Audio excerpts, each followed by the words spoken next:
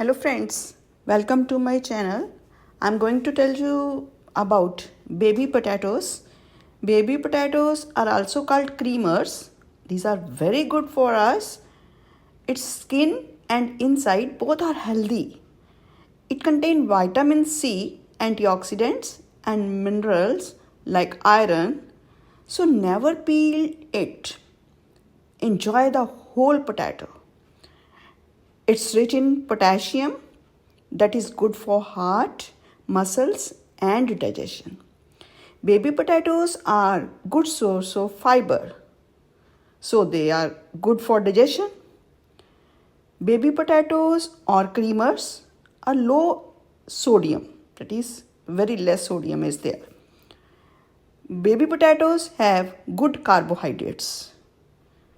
They are flavorful, buttery tasting, creamy. So, bake, microwave, roast, barbecue, fry, mash, puree or boil them, toss them in soup, cook them into an egg skillet dish, use them in making shepherd pie. Any way you serve them, you will be all the more healthy for it. Let's try a recipe.